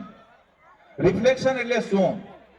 આજે નિતેશ તાળાએ જે કંઈ પણ એચીવ કર્યું છે અને એ એચીવમેન્ટ કર્યું છે એનું એક ચમક, રિફ્લેક્શન, એનું પ્રતિબિંબના રૂપમાં હું આજે એક પરિવારના બધા સભ્યો ઉપર એનો છંટકાવ કરી રહ્યો છું. આ રિફ્લેક્શન કરવાની જે આયુ અને ઉંમર છે એ 40 વર્ષ પછીનો પીરિયડ એવો હોવો જોઈએ કે તમે આ સોસાયટી, સમાજને કંઈક કોન્ટ્રીબ્યુટ આપી શકો અને એની સામે તમારા એચીવમેન્ટ અને ઉપલબ્ધિનો ફેલાવો કરી શકો. આ જ રીતે આપણા ગ્રાફને આગળ લઈ અને આપણે આગળ વધવું જોઈએ. તો મારા હિસાબેનું એક આઈડિયલ આ એક લાઈફ સાયકલ છે. પરિવારના બીજા જે કોઈ પણ મેમ્બર્સ છે એમને હું કહીશ કે પરિવારની અંદર જેટલા પણ સભ્યો છે એ સભ્યોની અંદર આપણે મજબૂતી ભરવી જોઈએ. એની અંદર તાકાત સિંચવામાં કોઈ કસર આપણે છોડવી ન જોઈએ. પરિવારના દરેક સભ્યોને મજબૂત કરવા મતલબ શું? આજે પુરુષને હું ચોક્કસ કહીશ કે ભાઈ તમારે તમારી જે મિસિસ છે, વાઇફ છે, તો એમને પણ બેન્કિંગના કામોમાં કંઈક ને કંઈક કામ તમારે એને સોંપવું જોઈએ. ઘણી બધી વખત આપણે આવા એક શોર્ટકટના જવાબ આપતા હોય કે યાર તમને બેન્કિંગમાં ખબર ન પડે, પણ ક્યાંથી ખબર પડે ભાઈ? તમે કોઈ બેંકે લઈ જાઓ તો એમને ખબર પડે ને ભાઈ. તો એને બેન્કિંગના ક્ષેત્રમાં પણ આપણે એમને વિકસાવવી જોઈએ. 2 વ્હીલર શીખવાનું હોય કે 4 વ્હીલર શીખવાની હોય તો કાં તમારા બાળકને જ પહેલા શું કામે શીખવાનું, તમારા દીકરાને જ શું કામે શીખવવાનું, શું કામે તમારે જ પહેલા શીખવવાનું? તમારી વાઈફને પણ પહેલા તમે 2 વ્હીલર શીખવાડી શકો છો ને. આવો ભેદ શું કામે? આપણે એમને સક્ષમ બનાવીશું, એમને 2 વ્હીલર શીખવાડી દઈશું. यदि તમારી પાસે 4 વ્હીલર છે અને 4 વ્હીલર તમે આ મહિલાગણને શીખવાડી દેશો તો કોઈ સિચ્યુએશનમાં, કોઈ ઇમરજન્સીમાં, રાત્રે તમને કોઈ શારીરિક રૂપથી હેલ્થના મામલામાં કોઈ ઇમરજન્સી ઊભી થઈ તો આ મહિલા પણ તમને ઉપાડી, બાજુવાળા 2 જણાને ઉપાડી અને 4 વ્હીલરમાં બેસાડી અને કોઈ પણ જગ્યાએ લઈ જાય. તમે એક ગામથી બીજા ગામ જાઓ છો, તમે થકાન મહેસૂસ કરો છો, તમે થાકી ગયા છો. જો તમારી વાઈફને તમે 4 વ્હીલર શીખવાડી દીધું હોય તો તમારી વાઈફ પણ એક ડ્રાઈવરની ભૂમિકા નિભાવે છે અને તમે શાંતિથી બેસી અને તમે તમારા ધંધાના કોઈ પણ પ્રકારના ટેલિફોન કે આવા ફોલોઅપ તમે લઈ શકતા હોય છો. પરિવારના દરેક સભ્યને આપણે મજબૂત કરવું જોઈએ. આજે આપણે ધંધો કરીએ છીએ તો ધંધામાં આપણો જે સ્ટાફ છે એને તો બહુ બધું શીખવાડીએ છીએ. તો એ તો દુનિયા છે યાર. તો દુનિયામાં જ્યારે આપણે આટલું ઇન્વોલ્વમેન્ટ લઈ રહ્યા છીએ, આ તો આપણા પરિવારના લોકો છે, આ આપણી મૂડી છે, આપણી એસેટ છે, આ આપણી મિલકત છે. તો એમાં પણ આપણે એક સમયનું નિવેશ કરવું જોઈએ. એને શીખવાડવા માટે આપણે સમય આપવો જોઈએ. અને આ જે કોઈ પણ લોકો કે આ વર્ગ જેટલો મજબૂત થશે એ આવનારા આપણા દિવસમાં, આપણી જર્નીમાં ક્યાંક ને ક્યાંક આપણો આત્મવિશ્વાસ વધારવાનું કામ કરશે. આ આપણો જે પરિવારના સભ્યો મજબૂત હશે તો તમારી નિર્ણાયક શક્તિ વધી જશે. ઘણી બધી વખત આપણે અટકી એટલા માટે જતા હોય કે મારા સિવાય ધંધામાં ખબર કોને પડે છે, હું કેટલું કાને કરીશ. પણ પરિવારના સભ્યોને પણ તમે સામેલ કરશો, એમને ઇન્વોલ્વ કરશો, એમને શીખવશો તો તમારી નિર્ણાયક શક્તિ વધી જશે. નિર્ણાયક શક્તિ એટલા માટે વધી જશે કાલે મને શારીરિક રૂપથી કંઈ પણ તકલીફ થઈ ને તો મારી વાઈફ પણ કેપેબલ છે, જે આ બિઝનેસનું સુકાન સંભાળ છે, આનું સ્ટીયરિંગ સંભાળી અને આ ગાથાને જનરેશન ઓન જનરેશન આગળ લઈને જશે. તો આપણે પરિવારના દરેક સભ્યોને એક સ્ટ્રેન્થેન અને મજબૂત કરવા માટે આપણે ચોક્કસ સમય આપવો જ જોઈએ. બાળકોનો જે કંઈ પણ ઉછેર કરવાનો છે તો એ બાળકોની અંદર બાળકોને બહુ વધારે પડતું કમ્ફર્ટ આપવાની જરૂર નથી. બાળકો પોતાની જાતે કઈ રીતે ગ્રો થાય એવા સલાહ સૂચન અને માર્ગદર્શન આપી અને બાળકને એનું જર્નીને આગળ લઈ જવી જોઈએ. એ રીતનું આપણે એક એન્વાયરમેન્ટ ક્રિએટ કરવું જોઈએ. ઘણી બધી વખત બાળકોની નાની મોટી જરૂરતોમાં જે બાળકથી થઈ શકે એવા કામો પણ પેરેન્ટ્સ તરીકે આપણે કરીને આપતા હોય તો એવા કામો આપણે ન કરવા જોઈએ. કોઈ પણ સામાન્ય ટ્રેનની ટિકિટ બુક કરવાની છે, બસની ટિકિટ બુક કરવાની છે, ફ્લાઇટની ટિકિટ બુક કરવાની છે, કંઈ પણ આવા કામો હોય તો બાળકને જ આગળ ધપાવવાનો. બેટા તું તારી રીતે કર, તું ક્યાં અટકે છે, જ્યાં અટકે ત્યાં તું મારી સલાહ લઈશ. પણ આપણે કોઈ પણ કામ સીધું એમને કરીને આપી દેવું ન જોઈએ. એક વખત એના મનને પોતાની જાતે રસ્તા ખોજવાનો સમય તો આપો. દરેક રસ્તાઓ તમે જ શોધીને આપશો તો તમારું બાળક મેચ્યોર થશે કેમ? અને સ્વયં રીતે 2 વખત લીધાયેલા નિર્ણયો પછી જો બાળક પડશે અને જાતે ઉઠતા શીખશે તો એક બાળકમાં પણ એક મજબૂતીનું સિંચન થશે. હવે કેટલું છે? બસ ને, ડન ને? બસ ફ્રેન્ડ્સ, તો આજનો જે મારો પર્પઝ હતો કે જે કંઈ પણ વસ્તુ મેં આ દુનિયા પાસેથી મેળવી છે એમાંનું કંઈક એમનો એક છંટકાવ, એક સ્પ્રિંકલિંગ મારા પરિવારના સભ્યો ઉપર પણ કરીને આવું, એવા જ હેતુસર હું અમદાવાદથી અહીં આવ્યો. Thank you so much. Thank you. કે ઘર તો ઈંટોથી બને છે પણ પરિવાર પ્રેમ અને લાગણીઓથી બને છે. માટે આજરોજ આવા બને તેટલા આગળ આવવા દો, ક્યારે પણ તેનો વિકાસને ડામવાની કોશિશ કરશો નહીં. ઘણા અમારું જે કામ છે તે ફાર્માસ્યુટિકલ કંપની છે. 18 વર્ષથી અમે લોકો કામ કરી રહ્યા છીએ. બગદરા મારું જન્મસ્થળ, જામજોધપુર તાલુકો, ત્યાંનો જ હું છું. મારું સ્કૂલિંગ પણ બગદરા થયું છે. 8-9 હું જામનગર ભણ્યો છું. પછી 10-11-12 સુરત, ફાર્મસી બેલગામ, અને ધંધાની શરૂઆત સુરત એક રિટેલ મેડિકલ સ્ટોરથી કરી હતી. અને હાલમાં કંપનીનું મુકામ અમદાવાદ છે અને ત્યાંથી અમે પૂરા દેશ લેવલે કામ કરી રહ્યા છીએ. રિસન્ટની અંદર અમે એક ડિવિઝન લોન્ચ કર્યું, એનું નામ છે સ્માર્ટ ઇકો. સ્માર્ટ ઇકો મતલબ economical cardiac and diabetic medicines. હવે આપણા જ પરિવારમાંથી કોઈ પણ મેમ્બર કે સભ્ય ડાયાબિટીસ અથવા હૃદયની દવા લેતા હોય તો અમારી કંપનીની ઇકોનોમિકલ રેન્જમાં, કે માની લો કે તમારું દવાનો ખર્ચ 1000 રૂપિયા થતો હોય તો અમારી કંપનીની મતલબ સ્માર્ટ ઇકોની મેડિસિન લેશો તો 400 રૂપિયામાં જ થઈ જશે. અને આ બધી દવાઓ રાજકોટના મેડિકલ સ્ટોરો ઉપર ઉપલબ્ધ છે. આ ડિવિઝન હમણાં રિસન્ટ જ લોન્ચ કર્યું છે, એટલે અમુક મેડિકલ ઉપર માની લો કે આ પ્રોડક્ટ ન પહોંચી હોય તો ત્યાં પણ તમે સ્માર્ટ ઇકોની મેડિસિન છે કે નહીં એવું તમે એમને કહી શકો છો અને એવી દવાઓ માંગવાનો તમારે આગ્રહ રાખવાનો. જે પણ પ્રોડક્ટ છે 100% ગુણવત્તા, ઠસો એક ક્વોલિટી, WHO GMP સ્ટાન્ડર્ડ મુજબ, અને અમે 18 વર્ષથી દવાના ફિલ્ડમાં છીએ. તો અમે મેચ્યોર છીએ કે શું કરવું જોઈએ અને શું યોગ્ય કહેવાય. તો એક રાઈટ વસ્તુ તમને એક બજેટમાં પોસાય એવી રેટથી તમે મેળવી શકો છો. તમને અમારી કંપનીની અહીંયાથી કીટ આપવામાં આવશે. જ્યારે તમે અહીંયાથી જશો ત્યારે દરેક કપલ વચ્ચે એક કીટ આપવામાં આવશે. એમાં અમારી કંપનીનું બોડી લોશન આપ્યું છે, 2 લિપ બામ આપ્યા છે અને સાથે સ્માર્ટ ઇકોનું એક પેમ્પલેટ બી આપ્યું છે.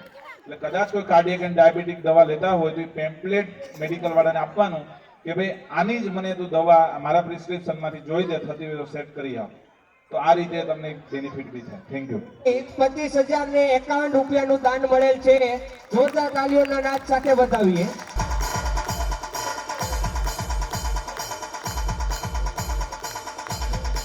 મિત્રો, તાલીઓનો નાદ આપણે અવિરત ચાલુ રાખીએ.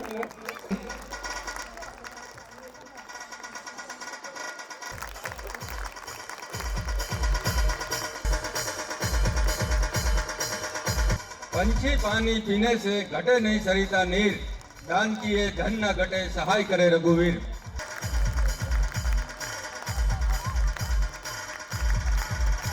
એ શીખવાડી ન શકાય દયા, દાન ને દાતારી, માન મર્યાદા ને મોભો.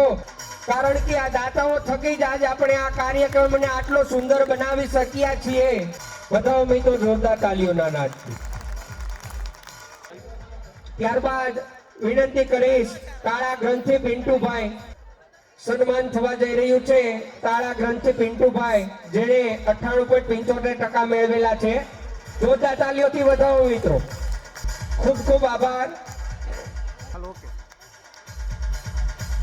જોરદાર તાલીઓના નાદ સાથે વધાવીએ મિત્રો આ બાળકોને પ્રોત્સાહન આપીએ જેથી કરીને આપણા સમાજમાં હિતેશભાઈ જેવા અનેક મહાનુભાવો થાય ત્યારબાદ 100% મેળવેલા છે સુદાણી જય જિગ્નેશભાઈ બીજું ધોરણ 100% માર્ક સાથે સુદાણી જય જિગ્નેશભાઈ જોરદાર તાલીઓના નાદ સાથે વધાવીએ મિત્રો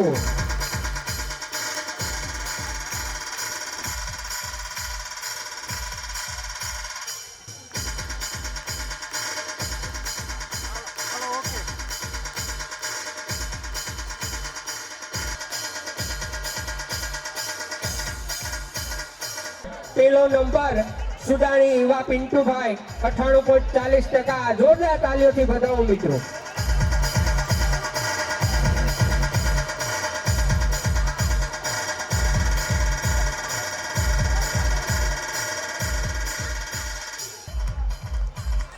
હું વિનંતી કરીશ શ્રીમતી મનીષાબેન ભરતભાઈ ત્રાડા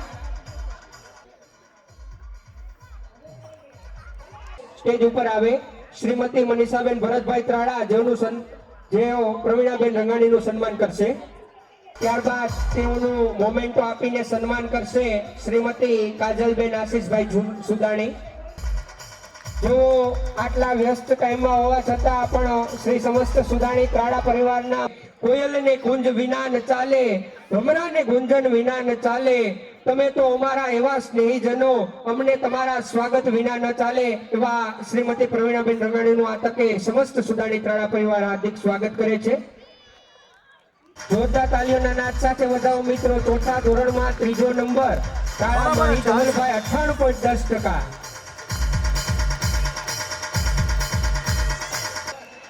સુદાણી પંથ ચિરાગભાઈ 98.17%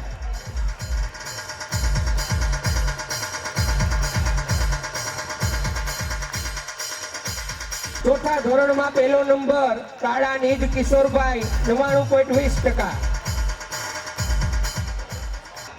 જોરદાર તાલીઓના નાદ સાથે વધાવો મિત્રો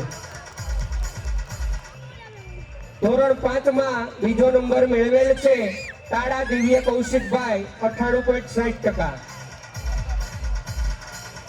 બહેનોને ખાસ વિનંતી હજી જમવા માટે કોઈ પણ ઊભા ન થાય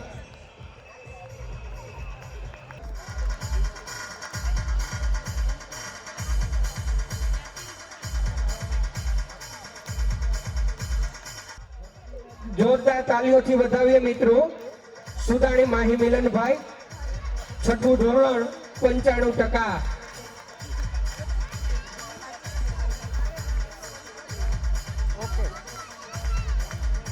ત્યારબાદ છઠ્ઠા ધોરણના વિદ્યાર્થીની અને જેઓએ મેળવેલો છે પહેલો નંબર તાળા યાસી હિતેશભાઈ જેઓએ 96.14% સાથે પ્રથમ ક્રમાંક પ્રાપ્ત કરેલ છે જેઓને વિનંતી સ્ટેજ ઉપર આવે જોરદાર તાલીઓના નાદ સાથે વધાવો મિત્રો આ ઢીંગલીને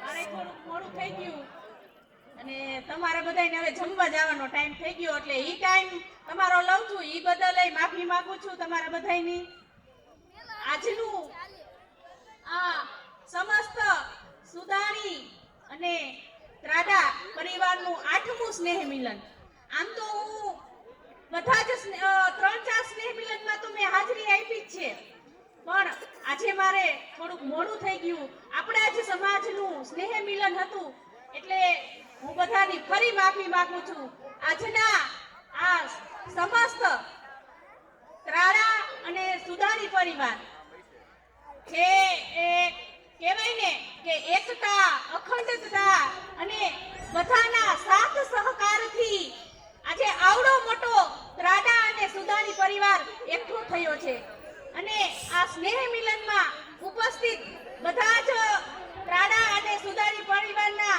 ટ્રસ્ટીઓ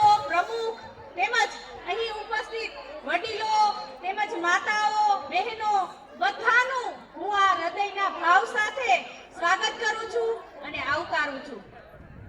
આમ તો આપણે બધા પ્રસંગમાં મળતા હોય, પણ જ્યારે આ પ્રસંગ કેવો તો કે સ્નેહ મિલન, કે એકાબીજાની જ્યારે ઓળખ થાય, એકાબીજા કહેવાય ને કે મળવું ખૂબ જ જરૂરી છે, સંગઠન હોવું ખૂબ જ જરૂરી છે.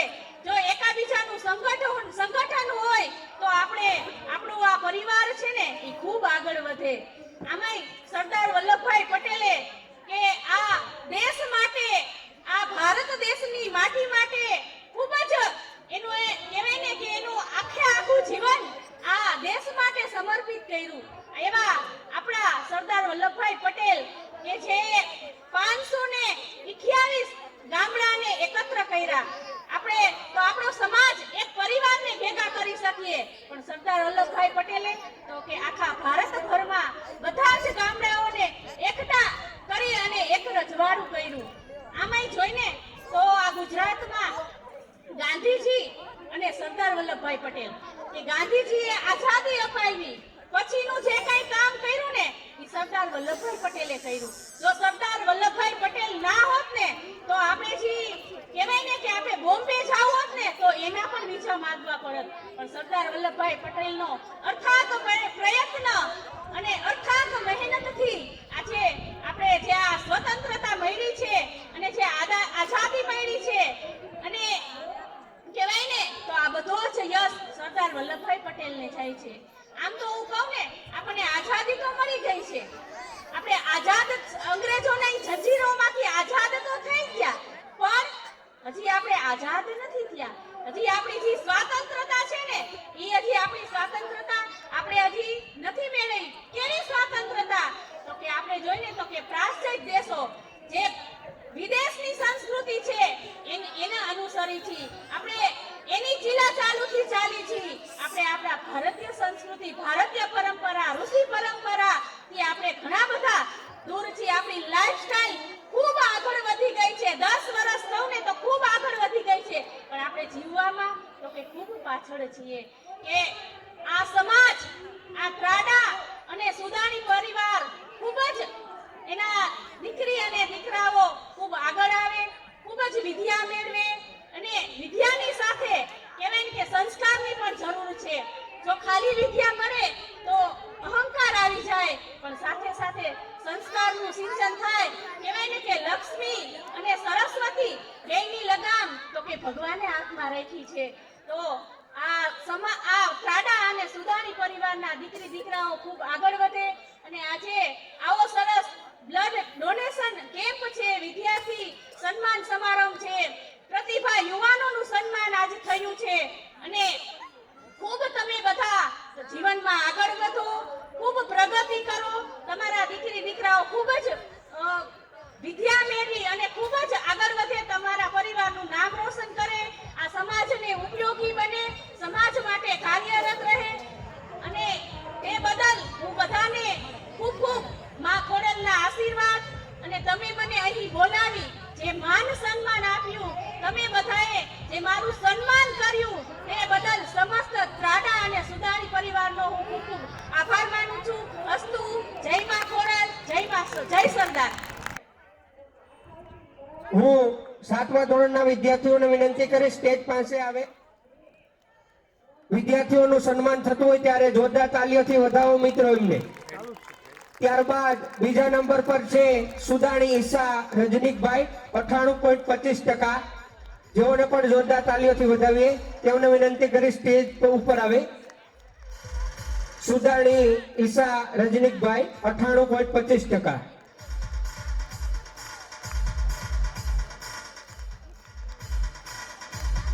ત્યારબાદ પહેલા નંબર ઉપર છે ત્રાડા માહી દિવ્યેશભાઈ, જેણે 99.57% સાથે પ્રથમ ક્રમાંક પ્રાપ્ત કરેલ છે.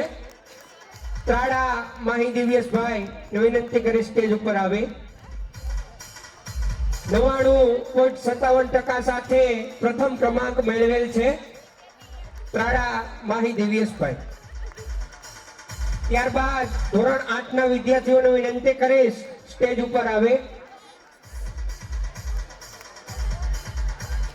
તાળા યશવી સોહિલભાઈને વિનંતી કરી સ્ટેજ ઉપર આવે, જેણે ધોરણ 8 માં 3જા નંબર પર 93.42% મેળવેલ છે. તાળા યશવી હાજર નથી, તેના બદલામાં તેના ભાઈને વિનંતી કે ગિફ્ટ સ્વીકારે. જોરદાર તાલીઓથી વધાવો મિત્રો. ત્યારબાદ ધોરણ 8 માં 2જા નંબર ઉપર આવે છે ત્રાડા દીક્ષા અમિતભાઈ, 94.25% સાથે બીજો નંબર મેળવેલ છે ત્રાડા દીક્ષા અમિતભાઈ.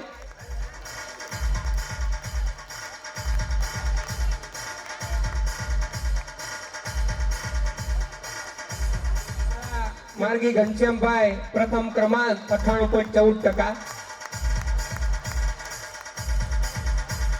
ત્યારબાદ ધોરણ 9 ના વિદ્યાર્થીઓને વિનંતી સ્ટેજ પાસે આવે. હું વિનંતી કરીશ સુદાણી દીક્ષા કેતનભાઈ, જેઓ પણ સ્ટેજ પાસે આવે, જેમણે સુદાણી દીક્ષા કેતનભાઈ 93.50% સાથે ધોરણ 9 માં બીજો નંબર મેળવેલ છે. મહેનતના આધારે મંજિલ મેળવી કોઈ કારણ નથી. આ યુગ આપણો છે, અમે પ્રાચીન સમય નથી. ત્યારબાદ વિનંતી કરી સુદાણી અંશ ચેતનભાઈ 99.28% સાથે ધોરણ 9 માં પ્રથમ ક્રમાંક મેળવેલ છે.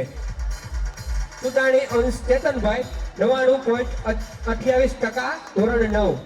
પાંખો છે અને ઉડાન છે, આત્માઓમાં જીવન છે. આ લહેરાતા હાથોમાં આકાશને સ્પર્શવાની પણ ઈચ્છા છે. સુદાણી પ્રાચી આશીષભાઈ 99.64 PR, ત્રીજો નંબર.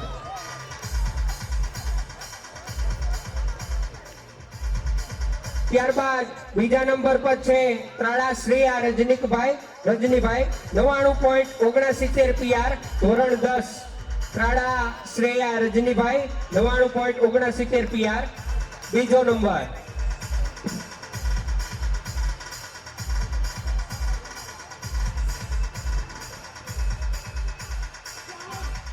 ત્યારબાદ પહેલા નંબર પર છે ધોરણ 10 માં સુદાણી પ્રાર્થના આશીષભાઈ 99.93 PR. સુદાણી પ્રાર્થના આશીષભાઈ 99.93 PR, ધોરણ 10. એક મોબાઈલ મળી આવેલ છે. જે કોઈ ભાઈઓનો કે બહેનોનો હોય તે અહીંયા સ્ટેજ પાસેથી આવીને લઈ જાય. સેમસંગ નો એક મોબાઈલ ખોવાયેલ છે, અમને અહીંયા મળેલ છે, તો સ્ટેજ પાસેથી મેળવી લે. ત્યારબાદ 12મા ધોરણના વિદ્યાર્થીઓ સામાન્ય પ્રવાહ, જેમાં બીજો નંબર મેળવેલ છે તાળા મિત રજનીકભાઈ 86.7 PR. જોરદાર તાલીઓના નાદ સાથે વધાવો મિત્રો. તાળા મિત રજનીભાઈ 86.7 PR, બીજો નંબર.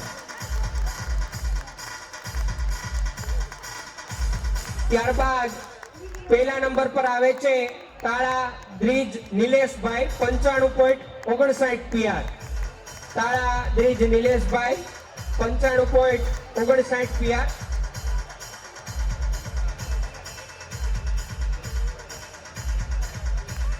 જોરદાર તાલીઓના નાદ સાથે વધાવો મિત્રો વિદ્યાર્થીઓને.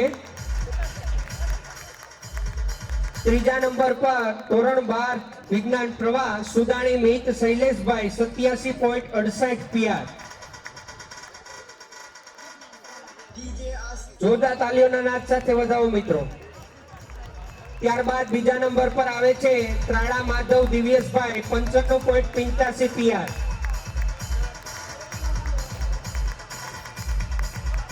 ત્રાડા માધવ દિવ્યેશભાઈ 95.85 PR, ધોરણ 12 વિજ્ઞાન પ્રવાહ, જેઓએ બીજો નંબર મેળવેલ છે.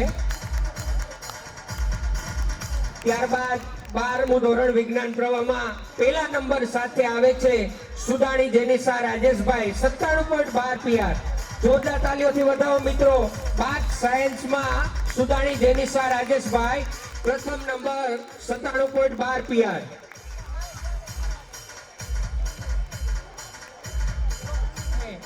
તે માટે તમામ સ્વયંસેવકોનો પણ ખૂબ ખૂબ આભાર. હવે ડોક્ટર ગોસ્વામી સાહેબ દ્વારા झमली रात सुंदरिये रंग लागे चुंदड़िए रंग लाग्यो धीरे धीरे चुंदड़िए रंग लाग्यो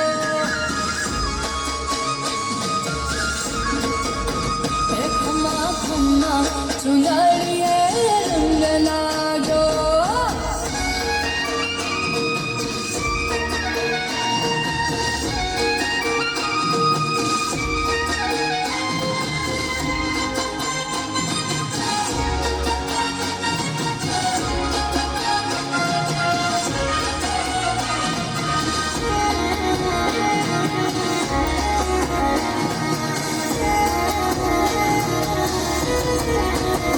कान तारी मोरा लिए मोहिने गरबो हेलो किधो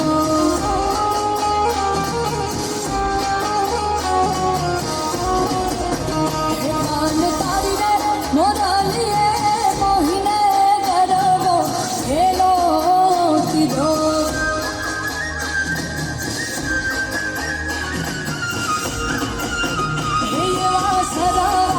साधनी रे माजम रातनी रे मोरा लड़ी तेरी लागी ए सरा है साधनी रे माजम रातनी रे मोरा लड़ी तेरी लागी है जीरे भी जो गान तेरी लागी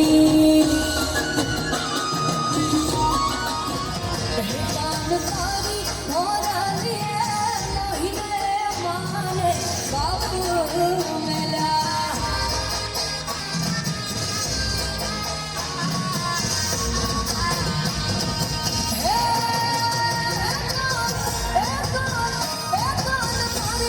मोरा लिए मैं तो मोहिने माने बाबू मेला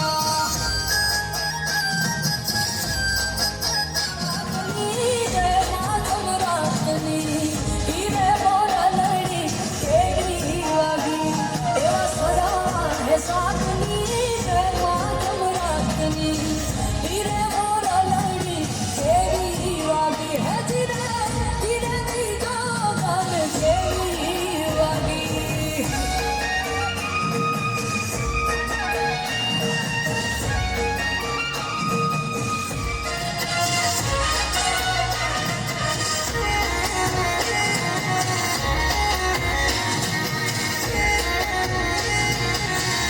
कान तारी मोरा लिए मोहिने रोता बाड़ मेला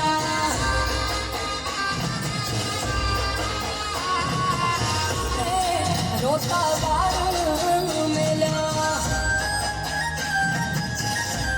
साधनी रे माजम रातनी रे मोरा लड़ी तेरी लागी तेरा सरा है साधनी रे माजम रातनी रे मोरा लड़ी तेरी लागी है धीरे भी जो गान तेरी लागी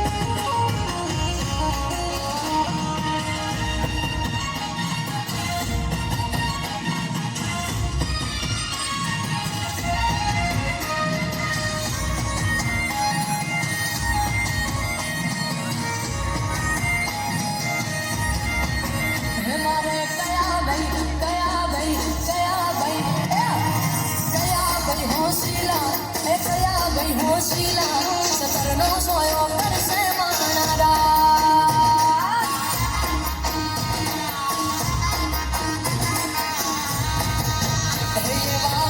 ભાઈ હોશિલા એ મુકેશ ભાઈ હોશિલા સતરનો સોયો કરશે મારા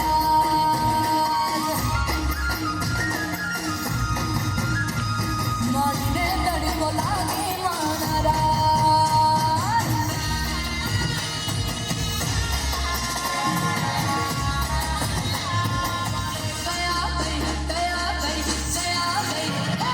મારે કયા ભાઈ હોશિલા એ કયા ભાઈ હોશિલા સતરનો સોયો કરશે મારા